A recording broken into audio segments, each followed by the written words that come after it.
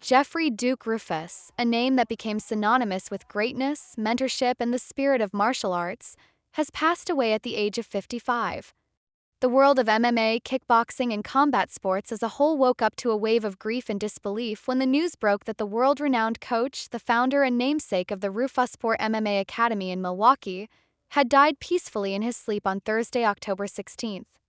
It wasn't just a loss of a coach, it was the loss of a visionary, a teacher, a leader, and above all, a man who believed deeply in the human spirit and its capacity to grow, endure, and triumph.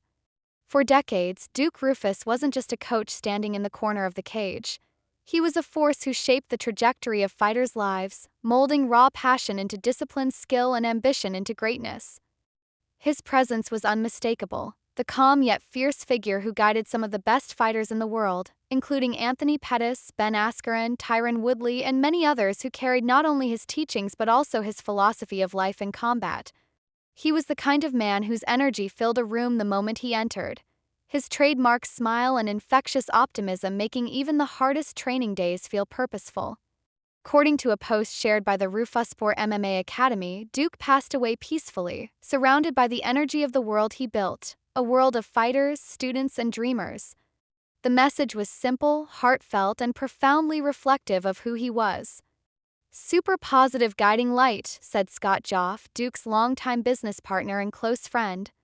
"He didn't care about anything else as long as he could help you become a better person inside or outside of the ring or cage." Those words captured what Duke truly stood for, the belief that fighting wasn't just about punches and kicks, it was about character, integrity, and resilience. Anthony Pettis, one of Duke's most famous protégés, struggled to contain his emotions when speaking about the man who changed his life. "Me and that guy spent so much time together, and the fact that he's gone now is just... I lost my second dad," Pettis said, his voice trembling with emotion. "It's just a crazy time for me. Heaven gained a new angel." Pettis, Duke wasn't simply a coach. He was a father figure, a mentor who took a kid from the south side of Milwaukee and helped him rise to the top of the UFC world. "I came from nothing," Pettis recalled. "South side of Milwaukee with a dream, and Duke took me under his wing, became a father figure to me, and we went to the top of the world." That sentiment echoed throughout the MMA community as tributes poured in from around the globe. Fighters, coaches, fans, and even rivals took to social media to express their heartbreak and share how deeply Duke had influenced their lives. Some remembered his tough love, others his booming laugh that filled the gym, and many spoke of his wisdom, how his lessons extended far beyond fighting. He had a way of teaching people to believe in themselves when life tried to convince them otherwise. For those who trained under him, Roufusport wasn't just an academy, it was a family. And Duke wasn't just the head coach, he was the beating heart of that family. His approach to teaching was rooted in passion and empathy. He understood that every fighter carried their own struggles, their own fears, and their own reasons for stepping into the cage. He didn't just train them to win fights, he trained them to confront life head-on.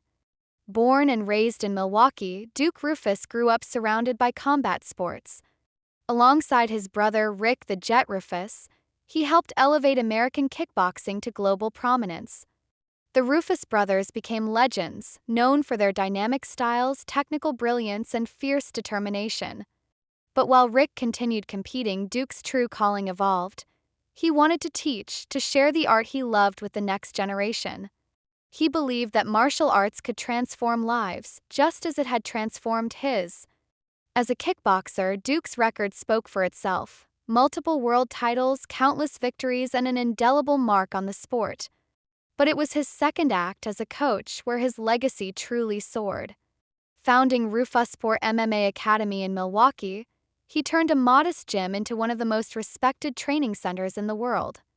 Fighters came from across the globe to train under him, not just for his technical expertise but for his ability to bring out something deeper within them. "Though we grieve deeply," the Roufusport statement read, "Roufusport MMA Academy will continue forward, driven by Duke's enduring philosophy and commitment to excellence. Culture he built, rooted in respect, hard work, and family, will live on through the fighters, coaches, and students who proudly carry his torch." His impact will echo in every strike, every lesson, and every victory that bears the Roufusport name. Champions. Today. Tomorrow. Forever. That message wasn't just a statement of mourning, it was a vow. A promise that Duke's vision would continue to thrive, that the gym he built from the ground up would keep producing warriors who fight with heart, humility, and honor. Those who knew Duke personally describe him as a man of boundless energy. He could spend hours inside the gym working one-on-one with students, drilling techniques, or breaking down fight footage with surgical precision.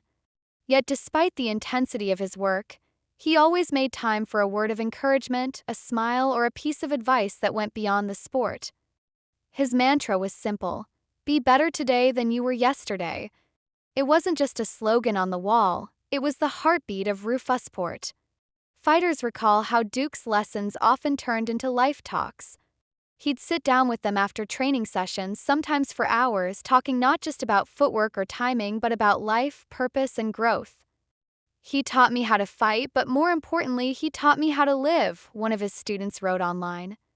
That sentiment was shared by countless others. Duke had a way of making people believe that greatness wasn't reserved for the elite. It was something anyone could achieve if they were willing to work for it. His passing leaves a void not just in the gym, but in the sport itself. The MMA world has lost many legends over the years, but few carried the kind of multi-dimensional legacy Duke leaves behind. He was a champion who became a mentor, competitor who became a builder, and a teacher who became a father figure to many. His story isn't one of fame or riches, it's one of love, sacrifice, and the relentless pursuit of excellence. In the days following his death, fans and fighters gathered outside Roufusport MMA Academy to leave flowers, notes, and photos.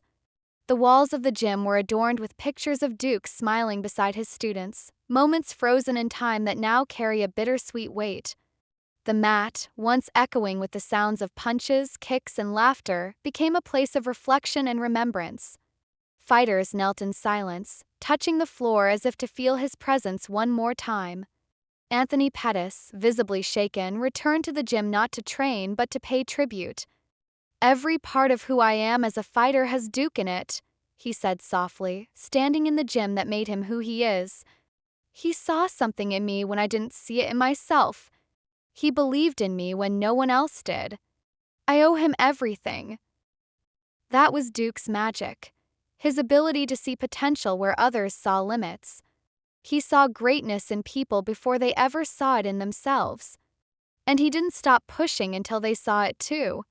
His teaching style was often described as demanding but fair. He expected the best from his students, not because he was hard to please, but because he believed they were capable of more than they realized.